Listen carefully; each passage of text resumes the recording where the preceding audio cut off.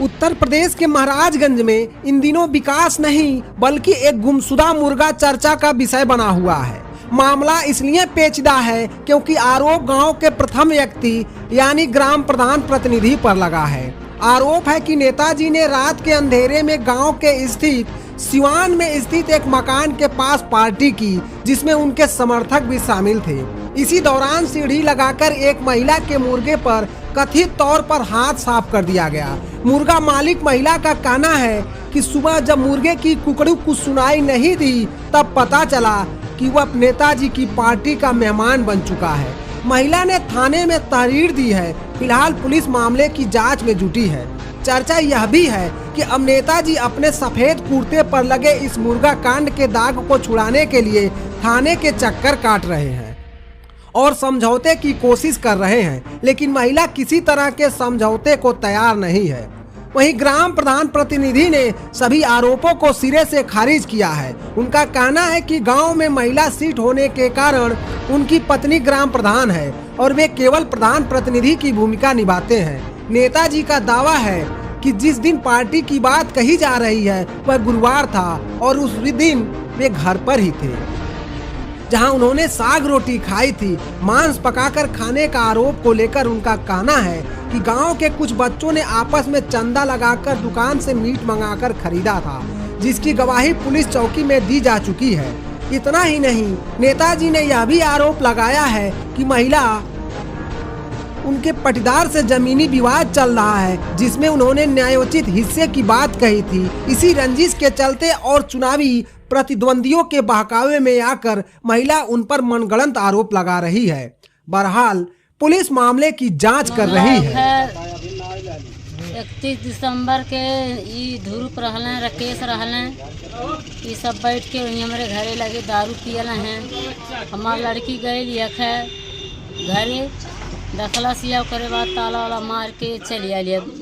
मुर्गी बाटे दाना उना डाल के चली आई है।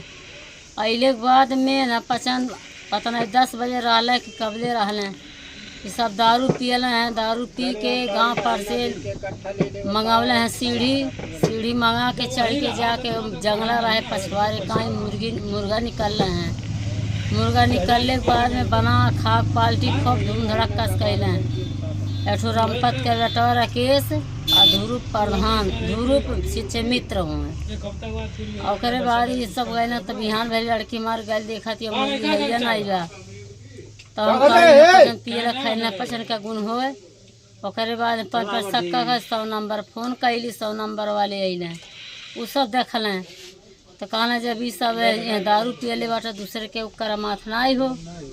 ओकरे बाद इनके खिलाफ हम दरखास्त डालनी चौकी बैठा चौकी वालन से अपन कान का बातचीत कैले कहना 1500 रुपया ले सुलह सपाटा हो जा। ओकरे बाद आज हम सिवान में रही बिहान के औरों कुछ कहें परों के औरों कुछ कहें एकर भाई सजा मिले के चाहिए। हमें पुलिस की कंप्लेन करी है चौकी पे जाके चौकी कंप्लेन है नहीं।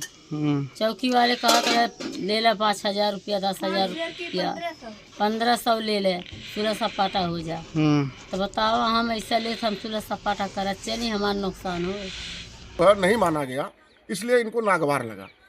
और यह 31 तारीख को जो आरोप लगा रही हैं मुर्गा खाने चोरी करने का, कुछ बच्चे थे गांव के आपस में मिल करके चंदा लगा करके 80-80 रुपया बल्लावा चौराहे से खरीद करके लाए थे और अपना 31 तारीख को बना करके खाए पिए थे। तो वहाँ हम पहुँचे भी नहीं थे, मुझे जानकारी भी नहीं थी, बाद में पता चला कि ये लोग पार्टी किए हैं। उसके तीसरे दिन ये दरखास्त दे दी रही है कि हमने मुर्गा उनका चोरी करके खा लिया। चौकी इंचार्ज साहब का वहाँ बुलावा हुआ, हम लोग गए। वहाँ जो है इंचार्ज साहब कहे कि ठीक है मैं जांच करूँगा, जो दोषी होगा उसके खिलाफ कार्रवाई की जाएगी। और यह केवल उसी नाते जमीन के विवाद को लेकर के मेरे खिलाफ झूठा आरोप लगाया जा रहा है और राजनीतिक रंजिश के नाते मेरे ऊपर झूठा आरोप लगाया जा रहा है, जो कि ये निराधार है, असत्य है। और हम शासन प्रशासन से मांग करते हैं कि जो मेरा मानसिक उत्पीड़न किया जा रहा है झूठा और सामाजिक उत्पीड़न किया जा रहा है, मैं शासन प्रशासन से मांग करता हूं कि इनके खिलाफ भी कानूनी कार्रवाई होना चाहिए और जिससे आने वाले समय में ऐसे लोग झूठा आरोप किसी के ऊपर न लगाएं कि वह आदमी मानसिक उत्पीड़न से और सामाजिक उत्पीड़न से परेशान हो जाए।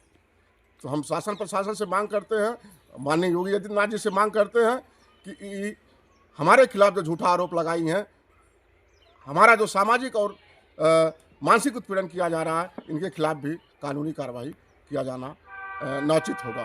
धन्यवाद।